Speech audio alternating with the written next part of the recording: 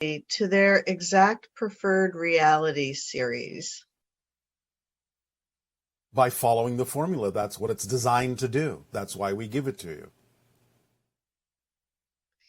And this person is saying they've been having a challenging year energetically, and part of the year they felt like they were on a downward spiral.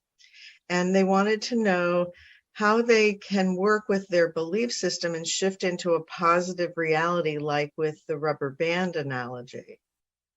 And can surrendering be complementary to the formula to assist him in their preferred reality shift? Yes, if you understand that surrendering is actually allowing the control you already have built into you to function properly, instead of trying to take control through the personality ego. Surrendering is surrendering to the control that's already built into you. So yes, of course, that kind of surrender can be completely compatible with the idea of following the formula, because it goes hand in hand with not assuming or insisting on a particular outcome, but allowing what needs to happen to manifest around you and then staying in that positive state to extract the benefit from it. And how can we intentionally manifest what we want when we still have to interact with what's left of previous realities before the new ones become visible? Well, again, it's not always about what you want, which can be a negative ego thing. Not always, but it can be. It's about knowing that you will attract what you need if you allow yourself to remain in the present, because the present is where everything happens.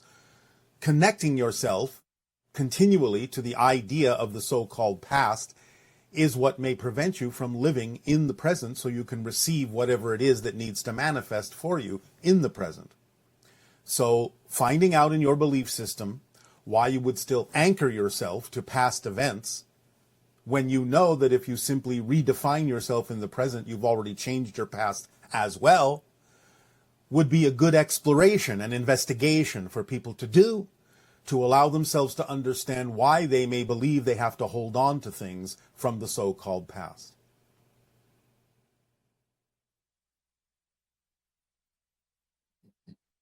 This person is saying that they've been following your teachings since they discovered you about 5 or 6 years ago, and yet they still find circumstances tend to dictate their state of being. Can you offer any suggestions on how to not take our cue from our circumstances? All right, again, look at the language. Circumstances do not tend to alter your state of being. You choose to be altered by circumstances. You would have to ask yourself why. What are you getting out of choosing to go based on the idea of outside circumstances as opposed to choosing what it is you say you prefer? So again, this requires honest self-investigation and an understanding of the beliefs that are attached to your motivational mechanism that would make it seem logical for you to choose something you say you don't prefer. Because again, you don't choose what you don't believe serves you on some level. So you must have a belief that choosing these things based on outside circumstances somehow serves you, somehow puts you in a place that you say is safer than the alternative. So it requires honest self-investigation to understand why you are choosing to go based on the idea of outside circumstances instead of the state of being you prefer to remain in.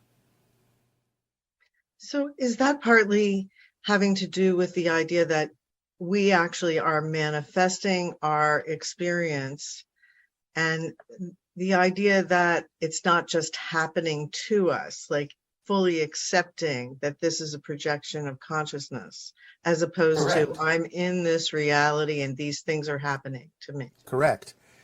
It's about taking full responsibility for what's happening. This is not a blame. It's control. It's knowing you are in control of what's happening. Even though you may not understand it, you may be testing yourself to see if you're still reacting the same old way to the circumstances, or whether you are going to respond to it differently, which is the true measure of change. It's not about whether the outside circumstances change that prove you have changed. It's about whether you respond differently to them that is the proof of change. And then the outside can possibly reflect the change that is truly happening within you, because you're not basing your state of being on outside circumstances. So it really does come down to believing that this is a projection of consciousness that's coming through you and understanding how to relate to the projection that you're experiencing. More than believing, it's knowing that it is. And that's what really makes your frequency go up, is when you shift from believing to knowing. Yes. And so what actually determines our state of being? The combination of belief systems that you hold to be true at any given moment in your personality structure. Is it kind of like an equation where all of the beliefs are added together and the summary is your frequency? Yes. Simply put, but yes.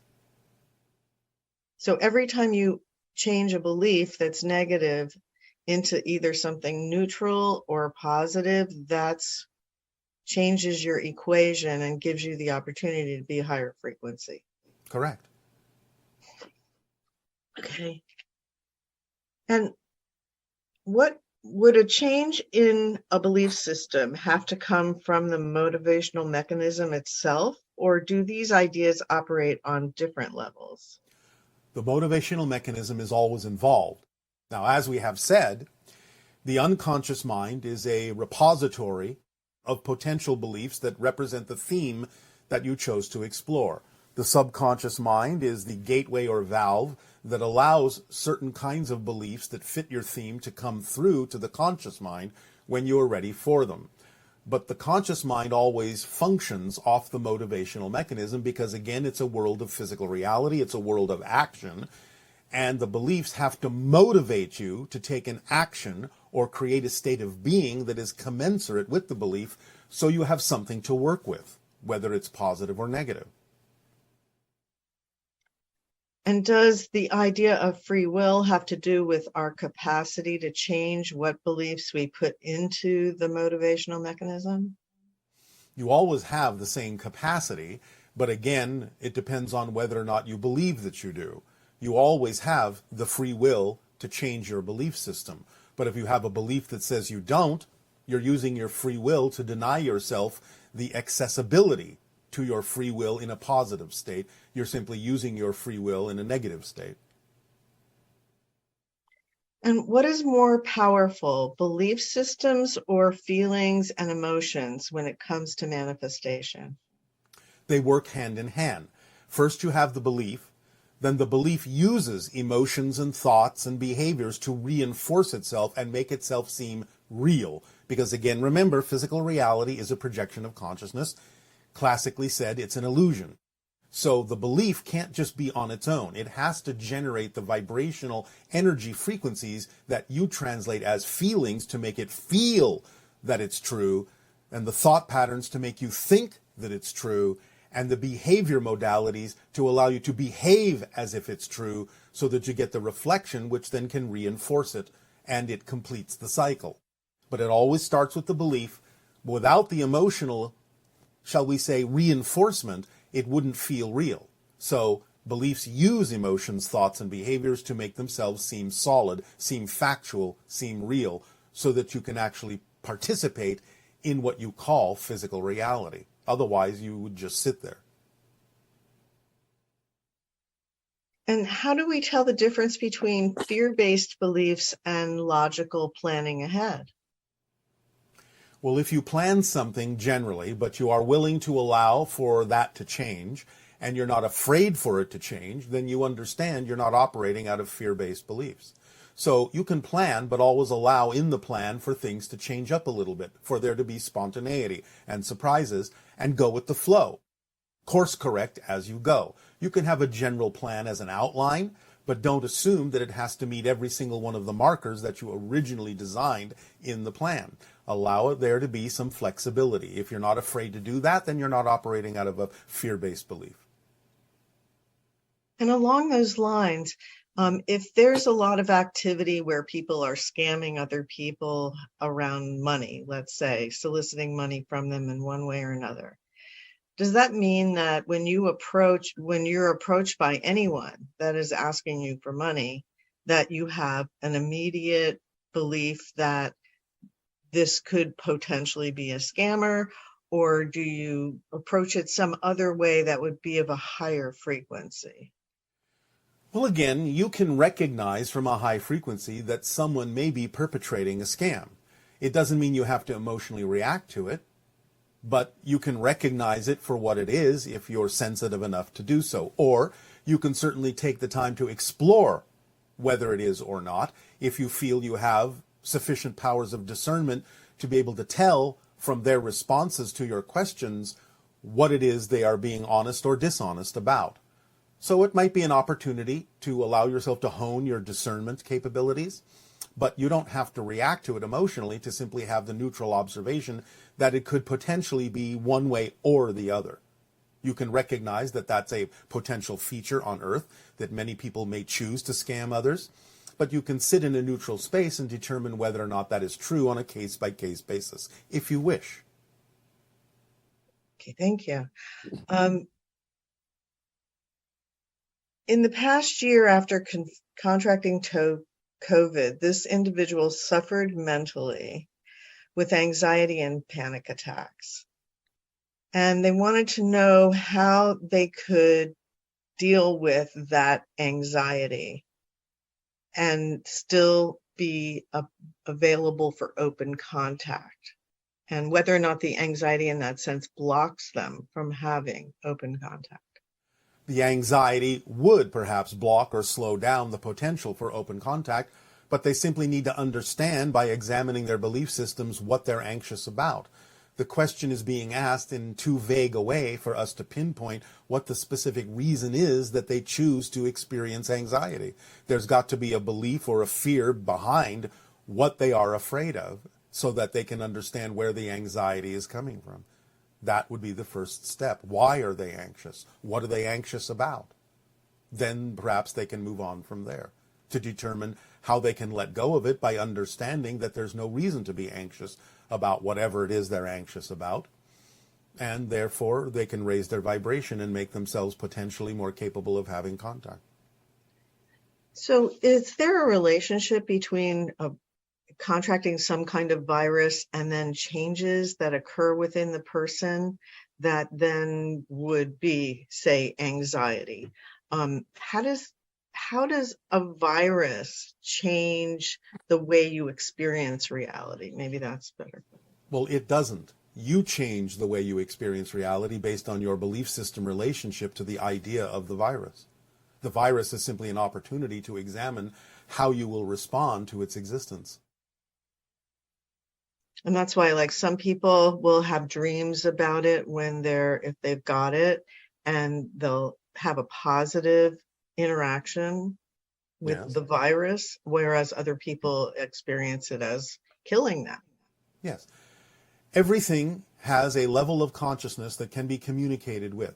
If you are open to that, you will receive whatever information is necessary for you to utilize and apply to the situations of your belief system so that you can understand how to create the relationship you really prefer with any form of life. Can you share with us your definition and understanding of the word grace and state of grace? Yes. To put it in the simplest possible terms, it's a state of innocence, a state of purity, a state of allowance and acceptance, like a child, in a sense, that hasn't yet unlearned how to be its natural self. State of grace is the innocence of the natural self, the acceptance of unconditional love, and the acceptance of self within all that is as an aspect of all that is. So, but again, simply, it could be called a state of innocence. And you see that innocence, of course, in babies and young children.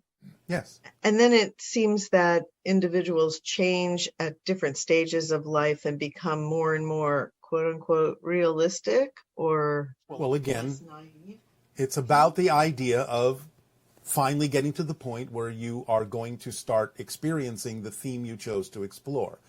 When you say realistic, it simply means, all right, you have accepted that you have this theme to explore, and the experience of physical reality will help you do that, and you accept that and you move forward.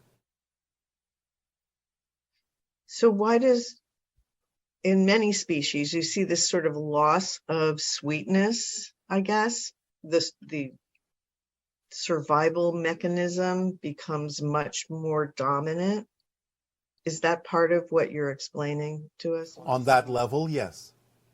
You start to accept that you have a role in physical reality based on the collective consciousness and what it needs to experience, and you start playing that role. So was Earth always like a predatory planet? And can you help us understand about our relationship to having an environment that is essentially predatory? It was not always such, but the idea again is that the Earth is what you might call a tough school. It is a school of cycles. It is a school of positive and negative and polarities and experience of such. So it has fluctuated back and forth many times in different ways. But the idea, as we have said, is that the primary environment of your planet as you understand it in nature is predatory, mostly because you are still exploring the idea of predation.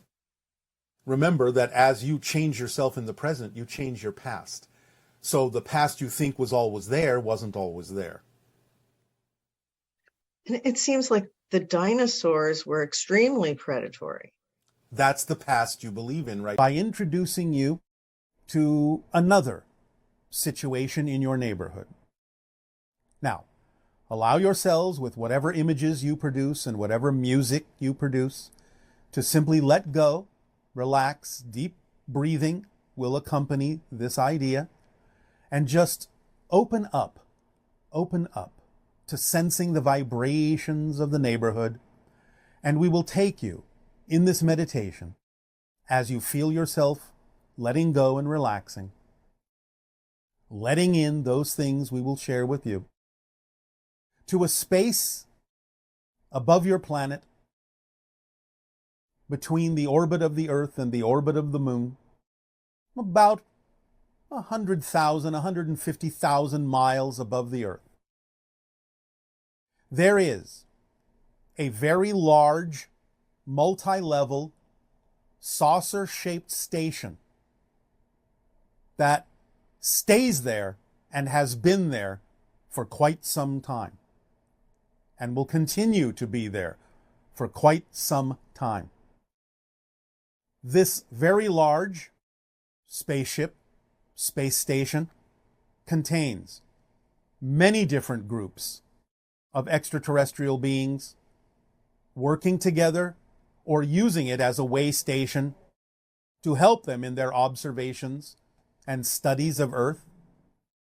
And so we want to let you know of the existence of this craft that contains many levels and many chambers in which many different ET races coexist, come and go, as a port, as a station, to aid and assist them in their endeavors, while they all keep watch upon Earth, observing whatever they observe with their own agendas, taking that information and sharing it. Sometimes humans have been taken to this station. So what we are suggesting that you do right now in this meditation, as you relax even further, is to allow yourself to imagine that you are being lifted off the Earth in any way, shape, or form you prefer to, either with just your body on a beam of light or in a spacecraft, doesn't matter, and allow yourself to rise above the Earth until the Earth appears to be about the size of a soccer ball. And then see before you this giant circular silver saucer with its multi-levels gleaming in the sunlight, hanging, floating in space. And allow yourself to see that you are entering one of the chambers, arrival chambers, and disembarking into this station. And imagine yourselves walking through the different sections, through the different levels, going up, going down, on different tubular access vehicles that you would call elevator tubes, but with no particular enclosure, just rising or going down through these transparent tubes to the different levels, or walking around on the different decks in the different chambers, some of which may include spaces in which to eat, spaces in which to sleep for those that require those things, some of which are scientific laboratories, educational facilities, control centers, which allow you a view of Earth, monitors that may contain views of other planets to which many of these beings belong. And it doesn't matter at this point whether you are accurate in your depiction of the many beings that are walking around on the deck near you, passing by you, going about their business. Imagine whatever forms of aliens you wish, both humanoid and not. It doesn't matter right now. This will become more specific at a later time. But right now, we are simply encouraging you in this meditation to focus on the idea of how it feels to be on such a craft, on such a station that exists above your Earth, with all of these different beings going about their business, some of them acknowledging you, some of them simply passing by, allowing you to feel, to know that this is going on in your neighborhood, that this way station exists in your neighborhood for a variety of purposes, and that it will still continue to exist in this place as you yourselves begin to develop more ability, more awareness, and more efficacy at creating your own spacecraft that use universal powers and universal laws, so that one day in your own craft you may dock with this station and come aboard as a species and partake of the various races and interact with the various beings that also utilize this United Nations or United Planets craft, if you wish to look at it that way, where different beings are welcome to go about their business and interact, so that you simply know that these beings are in your neighborhood. Allow yourself the opportunity now to just explore, pick up on whatever you're going to pick up on, see whatever it is your imagination allows you to see, learn whatever it is your imagination allows you to learn about what is going on in the various endeavors that these beings may be undertaking. Just explore. Just feel the energy of exploration, of observation, of study, of learning, of knowledge, of wisdom, and expand that to the cosmos. For in this craft is a vast library of information and knowledge of the cosmos. Not only your neighborhood, but well beyond into other neighborhoods, and even into other star systems and other galaxies. Allow yourself to know that this exists. The greatest library in your neighborhood is 100,000 miles above your planet, and you can access this anytime you wish in your imagination. Let synchronicity and higher mind be your guides on this journey. And anytime you think of this and extend your consciousness to this station, to this meeting point, to this melting pot, to this beautiful silver shining craft with its multiple layers and multiple chambers, with all of these beings going about their business of learning and expanding themselves and their knowledge of existence by observing all of you as well. Allow yourself to participate and become part of this unity. Allow yourself to feel that you can belong to this alliance. Allow yourself to simply feel the expansion of knowledge and awareness that is going on, that is contained in this craft. Immerse yourself in it. Revel in it. Wallow in it. And absorb it in whatever way, shape, or form is comfortable for you. And feel not only the individualness, the diversity, the incredible diversity of all of the beautiful differences of all the individuals and representatives of their own races and planets and stars and galaxies, but also the unity and the harmony within this craft, and the beauty of the orchestration of synchronicity that exists within its walls, floating beautifully in space. Allow yourself now to simply return to Earth, knowing that this is there for you anytime you wish to visit it in your imagination or out of body, in your astral form. It is there for you to participate in, to feel that you belong to, and to enjoy, because it is part of your neighborhood and will be here for you for many, many years to come. Allow yourself now to simply relax back into your environment of Earth, and now be able to see more clearly both perspectives of not only living on the surface of your world, but also seeing your world from that vantage point of that station, through the eyes of all of those races as they gaze upon you, as they observe you, as they learn from you, and expand their knowledge of the cosmos through you. See yourself in both places simultaneously, because you are.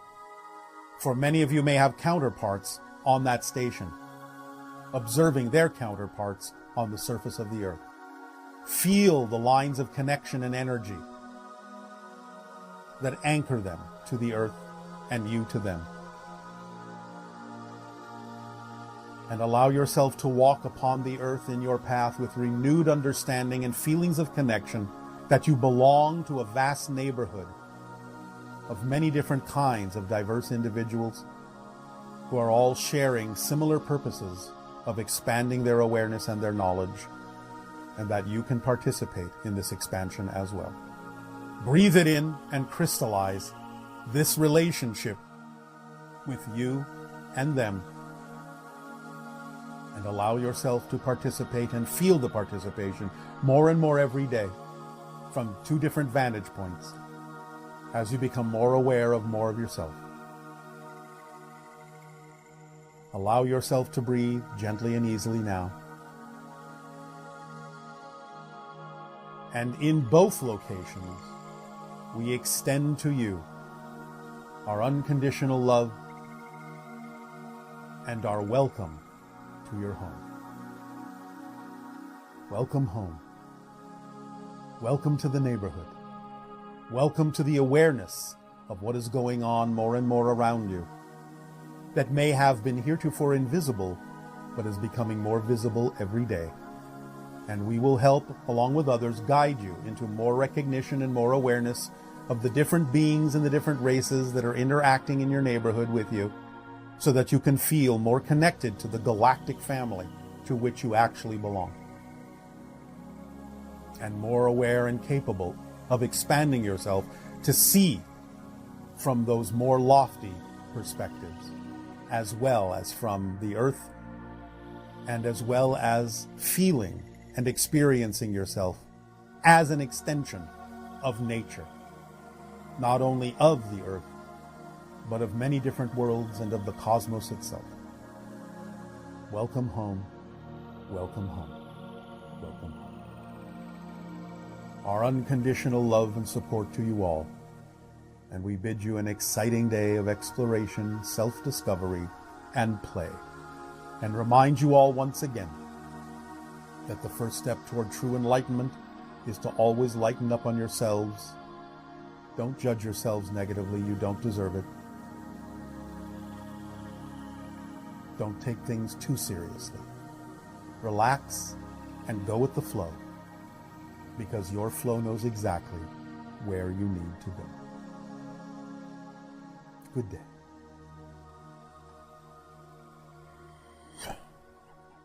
Well, many people are experiencing anxiety about four main things. Yes. First is the fear of their own death. The second is uncertainty about the future and financial uncertainty. The third is fear that things will get even crazier and worse in the world. And fourth, that conspiracy theories about why this is happening are also a fear that comes up for people. So, how can we respond to these fears? What should we tell ourselves when these fears come up? What do you suggest? All right. Well, first and foremost, let us deal with the fourth proposition of what you call the conspiracy theories. The main thing going on with regard to the present situation on your planet has mostly to do, not so much with anything that has been done deliberately, specifically with regard to the virus itself, but with regard to the destruction, as we have said in the monologue, of many of the different ecological systems on your planet. If there is any so-called conspiracy, it is mostly the idea that people on your planet, from fear-based beliefs and from fear of lack and from the idea of what they believe to be power that is not an expression of power, will conspire to do certain things that have destructive qualities that will eliminate many of the ecological systems on your planet, and have done so, in which these viruses propagate, and by which they are usually contained, at least to a certain degree.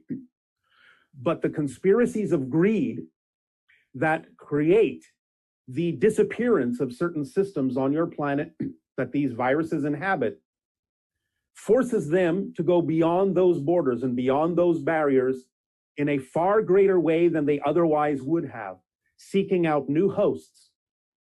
The virus is a natural virus. It has, over time, mutated in a variety of ways, but it is not in that sense human-made.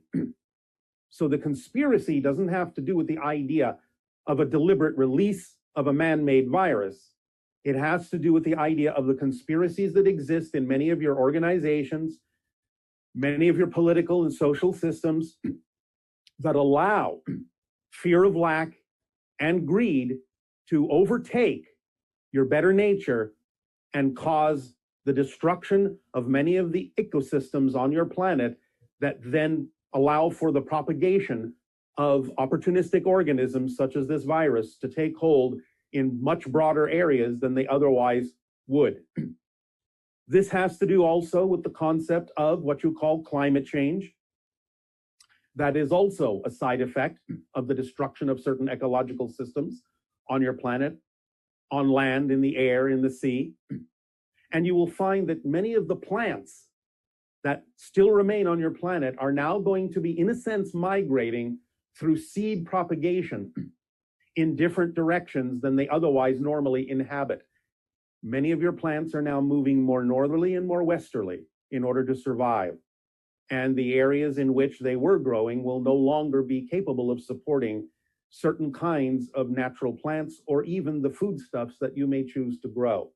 This will add to the ability of the virus to propagate itself in broader ranges than it used to.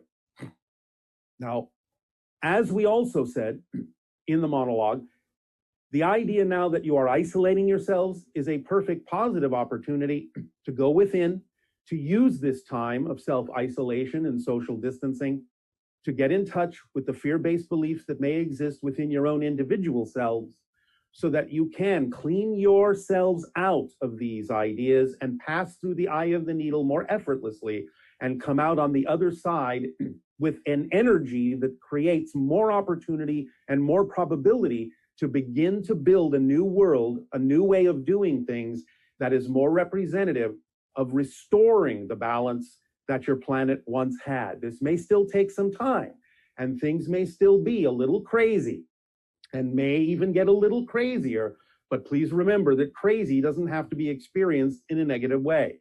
There is positive crazy too, or at the very least, opportunities that will present themselves, and even though those opportunities may sometimes be reflective of things you don't prefer, by using this isolation period to go within, strengthen yourselves, balance yourselves, free yourselves of all the fear-based beliefs that you possibly can, you will be far more capable of handling anything that you may see on the other side of the passage through the eye of the needle that you don't prefer. And as we have said many times, you may still see things you don't prefer, people making choices that you don't prefer in your world for quite some time.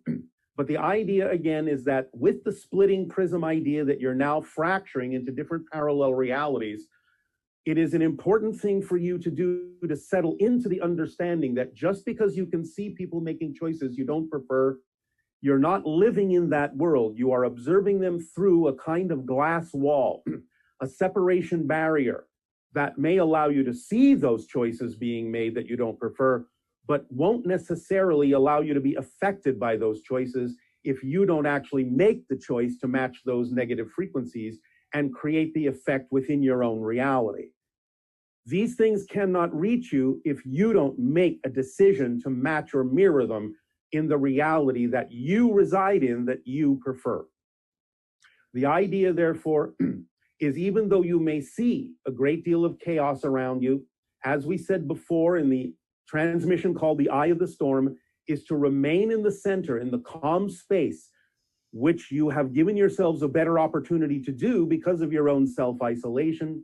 Treat it as a monastic experience, a meditative experience, an opportunity to take the time to go within and divest yourself of all the things that would, in any way, shape, or form, cause you to want to match the vibrations of things that you don't prefer, so that you can come out the other side of the passage, in a sense, more streamlined, a little bit cleaner, a little bit more stable with your indestructible core, and know that no matter what you see around you, there is nothing to fear, for fear is the thing that will cause you to mirror the vibrations you don't prefer.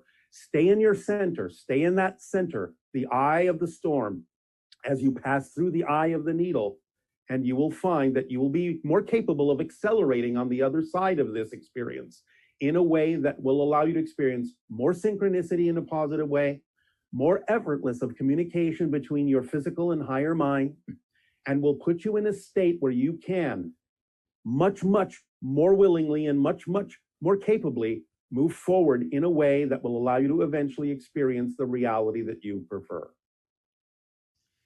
Okay, that's very helpful. This idea of becoming aware of the suffering of others, as you were just mentioning. Yes. What is the purpose of that in terms of our own development, to be aware of it? And does that mean that we should take action to respond to it?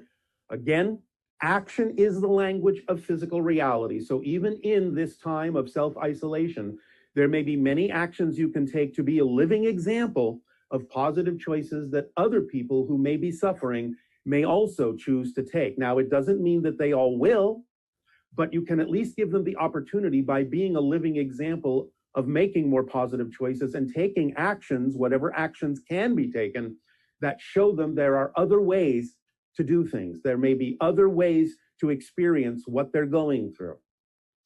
Even though you're isolated, you have this now device that we are communicating with you through, and there are many creative things you can do. You can donate your time, you can donate your abilities, you can donate your money, you can create new ideas, you can create new organizations, you can share new ideas for how to come out the other side of this in ways that can boost people up, let them know that there may be other options other than what they may have considered in their negative states of suffering. But by all means, it's not about ignoring them. By all means, it's using those lessons to improve yourselves, to recognize that they may be doing this to help you realize more clearly what it is you don't prefer to choose. And therefore, you can feed that back and reflect that back to them, what it is you are learning about yourself by experiencing their suffering, and give them the opportunity to know there are other choices, that there is always the idea you call hope, and that they can elevate themselves to a point where their own imaginations can allow them more inspiration and more creativity to bring themselves through this experience in a more positive way. So by all means, self-isolation doesn't mean that you can do nothing, that you have to ignore them, that you have to in any way, shape, or form reinforce their negativity, which would only increase their suffering, but show them the brighter side. Show them the options. Again, it doesn't mean that they have to make those choices, for you always have to let people make the choices they need to make, for you do not know what their path truly is. And what it is they do with the information and options that you share with them is really none of your business. But by all means, take the actions, because as we have said, that is the strongest way to speak and the strongest way to be heard in physical reality. So at least you're giving them the opportunity to know there are other paths that they could be taking. Okay, well, that's really helpful. And also, you've been talking about the splitting prism and the trains leaving the station. Where well, the trains have left. Okay. Yeah, is this like just the beginning, or is there going to be many more years of this, or will it calm down? Well, there will be many more years of transformational experience. There won't be many more years of this specific manifestation. And again, those that are willing to shift their vibration more and more by letting go of those negative fear-based beliefs having to do with lack or lack of self-worth or anything like that, will be the ones that can align themselves with a more positive and more accelerated reality that will take them more quickly through the various parallel realities, where they can eventually experience a reality that they prefer by having shifted to it, by making those vibrational changes within themselves. So yes, the transformation will go on for a while, but you'll go beyond the idea of this particular expression of it, but you still have many different consequences of the choices you have made to face, and many different kinds of opportunities to turn them around into a world of more balance. So yes, the transformation is going to go on for a few more years, but there will be different challenges and different opportunities. And if you face them from a more positive place, you will get through them in a more effortless and joyful and creative way. That is guaranteed as long as you match the frequency and have the behaviors that exhibit the kind of behaviors that you would already be doing in the reality you already prefer. So does that mean that there will come a time when it'll be more difficult to change trains, in a sense? In a sense, when would that be? It can be experienced that way, but only if someone is doing that through the idea of fear-based beliefs. Sometimes people may take themselves through greater challenges, but still have the capacity to shift instantly into a more positive reality if facing those greater challenges of negativity was the path they needed to take to give themselves the momentum they needed to go into the positive reality more quickly. So this is not a generalization that may be true for everyone. It may be something that people may find will be experienced in a more difficult way to change farther up the line, but only if they continue on the path of creating more or buying into more negative and fear-based beliefs. Because remember, the fear-based beliefs over time will perhaps make it even not available to you to even realize that you can change. That's one of the side effects of fear-based beliefs, is actually removing the option and the awareness that there is always the opportunity to change. That's what makes it more challenging. It's not in and of itself that it is more challenging to shift, but it is more challenging if you don't know that that's an option. Yes, I understand. All right. Thank you. Thanks. Now, can you talk to us about 5G and the positive and negative aspects of this technology? The positive aspects are that if it is tuned to the proper frequencies and the proper harmonics, it will aid and assist you in the development of artificial intelligence on your planet in a very specific way. However, if it is not tuned properly, if it is discordant, out of phase with itself, it can have some detrimental effects upon the electromagnetic field, the biomagnetic field of your body, and can cause a diminishment within the immunological systems of your body. So the idea is that it must be tuned properly to the proper harmonics to be actually experienced in a positive way. So it's not that in and of itself, 5G is a negative thing, but it must be done in a positive way with great understanding and great precision in order to actually be experienced in a beneficial way for the creation of positive and beneficial artificial intelligence on your world. Okay, that's good to know. Another question that's come up has to do with self-worth. Yeah. Many people find on their journey that they think they have achieved a certain level of self-valuation.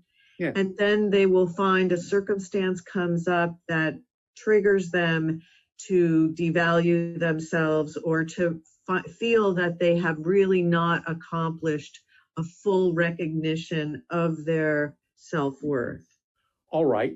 Well, the first and most paradoxical thing to remember when confronted with issues of lack of self-worth is first and foremost to own it as a choice that you made in experiencing that idea. Because the second you own it, instead of regretting that it's coming up, you are empowered to deal with it, empowered to do something to change it. So it's only the denial of the fact that it comes up, the resistance to the fact that it comes up, that actually makes it stick around and reoccur. Remember that many people, even when they deal with certain issues of self-worth, may test themselves to make sure they have changed. So if you test yourself and trigger yourself by attracting a situation that makes you face the idea that you may not still allow yourself to feel worthy, then you are still reacting the same old way. You're testing yourself to see if you're going to change and respond differently, even if that gets triggered. But the first step toward getting around that is to not deny or resist that it came up, but to acknowledge that you chose it. Because by acknowledging that you chose to experience lack of self-worth, again, that keeps you in the seat of self-empowerment to be able to explore it and do something about changing it. And with enough practice, you will get used to the idea that you no longer need to do that, because you will finally hone the skill of owning whatever comes up instead of resisting whatever comes up. Because remember, as we have said several times, it's not about what you experience in terms of what happens. It's about what you do with that experience that makes the difference in your world. So the first step always is to never deny or resist what happens, but to own it as something that can serve you in a positive way, to know that there's a reason that it's there, and that puts you back in the driver's seat and gives you the self-empowerment and the control to explore it in a more positive, creative, and inspirational way, and to actually have some fun with exploring why you would have chosen to trigger yourself in that way. And then more answers will come up, more ideas will surface, and you'll be on a different journey with that experience at that moment. So owning it and not resisting it is the first step. Okay, that's very helpful. Another question that's come up is that now that people are becoming more familiar with their frequency, with your frequency, Yes. they were interested in knowing what your quote unquote phone number is so that they can more easily tune into your frequency. Well, as we have said, picturing the image in a relaxed meditative state of sorts, with the vibration of joy going along with the image of a black background and a black equilateral triangle separated from the black background by a deep blue light behind the triangle, peeking out around the edges of the triangle facing upward, pointing upward in your imagination, will in a sense be the vibrational phone number that will allow you to tap more effortlessly into our collective frequency consciousness. You won't necessarily be literally speaking with me, but you will be tapping into and downloading from that generalized collective frequency a vibration that will infuse your higher mind to make it more effortless for you to receive the information and the answers to your questions that you require by being in that frequency and by using our collective energy and your familiarity with us as a kind of mask through which your higher mind can speak to you more clearly. To put this very simply, by imagining that particular image of the black triangle separated from the black background by the blue light, and simply asking, if you have a question, what would Bashar say? Or what would the Sani people say? You will allow more ability of your higher mind to give you the answers and information that you see. That's how it will work. Okay, great. Thank you. And Yes. Lee, what appears to some, what will be the most positive outcomes of this new world that we're building in response to what is currently happening? By passing through the eye of the needle in a streamlined way, by having done your best to divest yourself of fear-based beliefs so that you can fit through that narrow passage, because what will be left is your true essential self, your indestructible core, as best as you possibly can, bringing as little of the negative energy with you through that passage to the other side. You will accelerate your vibration to experience more magical synchronicity. You'll be elevating your vibration to make it far more probable that you will expand your consciousness in a variety of ways and know yourself more deeply. You will expand your vibration to make it far more probable to experience open contact with us and other extraterrestrial and extra-dimensional beings in the relatively near future. And so the idea is that this is the choice that is important to make now as you pass through the eye of the needle, as you sequester yourselves in your monastic experience and use that time constructively to streamline yourselves for the passage. You will increase the likelihood and the probability of the human race that is also harmonizing with that vibration, expanding not only globally in the new earth that you will shift to, more and more reflective of the vibrational preferences you have, more and more reflective and representative of the vibrational resonance of the earth you prefer to experience. But you will expand to the stars more readily as well by initiating your half of the vibration of contact and allowing us to greet you in your harmonic state in a much more powerful way. So all of this awaits you on the other side of this passage through the eye of the needle, if you will but leave behind that baggage that no longer serves you. Thank you, Tadeo. Our deepest love to you. Our unconditional love to you all. Our deepest appreciation and gratitude for the co-creation of these interactions. There is more to come. And in an upcoming transmission, we are very excited to present to you an idea called the parallel reality wheel that will allow you more ability to get in touch with different options and different paths that you can choose to take that are far more representative of the parallel reality versions of Earth that you prefer to experience on the other side of this passage we have termed the eye of the needle.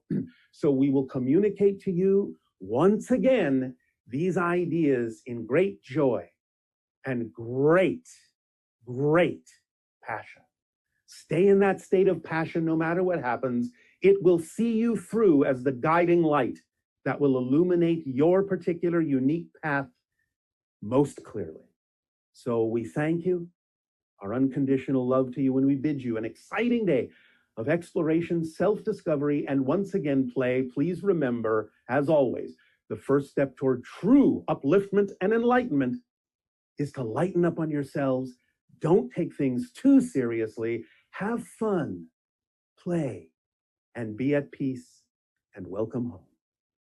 And now, please prepare for the crystallization of all this information through the meditation that will be delivered to you now. I've been procrastinating for quite a long time because I couldn't find the things that give me the motivation. So my question for you is, how can I discover my passion to do things that makes me money and give me the motivation to keep on going? Thank you very much. Well, clearly, this might require a back and forth to really dig deeply into this particular subject. But at the same time, we can say you are clearly passionate about procrastinating. So the idea is to find out what you're afraid will happen if you don't procrastinate. That would be simply based on a belief you have that something in your so-called future actions will actually cause you more pain, more difficulty, more suffering than simply holding back. So the idea is to get deeper into an investigation of your belief systems, because again, remember, all of you are motivated. absolutely motivated to do those things you believe serve you and to never do the things that don't serve you. So if you find that you're unable to move forward in the things you know could serve you, that must mean you have a belief system that says that moving forward would not serve you better than simply staying where you are. Once you find out why you're holding on to that belief, which, as I said, usually means you're afraid that something worse will happen if you do move forward, and you let that belief go as nonsensical because it's not a fact that that will happen, then you might start finding yourself more willing to act on things that are representative of your passion that can support you in a variety of ways, because you'll have reversed the motivational mechanism by no longer being afraid that moving forward will be worse than where you are. Hello. And good day to you. And good day to you, sir. Oh, sir, we are being formal today. Thank you, sir. You're welcome. I have a question about intuition in communication. Yes, speak up, please. No problem. Is the action of intuition a communication that is happening of something of our higher selves, or is it something that's beyond us, like, say, a creator or a guide? In that process... Well, it can be other things, but it always comes through your own higher mind, so that your higher mind can deliver it to your physical mind in some way, shape, or form that allows you to experience the harmony between your physical and higher mind. So it can come from a spirit guide, it can come from other sources, but it will always pass through what's relevant for you in terms of the higher mind. Okay. So the second part I have of the question is, there's an object that I've just come across that helps translate plants, and it's a box that allows it to go through musical notes. All right. And there's a musician who is playing with plants. Yes. And so in that process, it's translating the music, and it sounded like jazz. Yes. What the notes were creating. So is this a way for us to be able to use more in the future? Yes. And in that, same thing with musical instruments. As a musician, when I play, I can pick up a different instrument from different people. Am I more so connecting with the actual instrument's intelligence, or a higher being that's maybe in the instrument that was created, or an imprint of something? Why is it always or? Why not and? Well, that's the key question, is when I'm communicating with the instrument, Yes. is it more of myself that's processing through the instrument, or am I connecting with something that's within the instrument itself? Again, why is the question an or question instead of an and one? Yes, to both. Okay, so thank you. Yes. So when that's happening, as the musician's playing, Yes. are we also communicating through our guides Yes. and the instrument, or the imprint of whatever the wood? As you are playing an instrument, the instrument is playing you. Yes.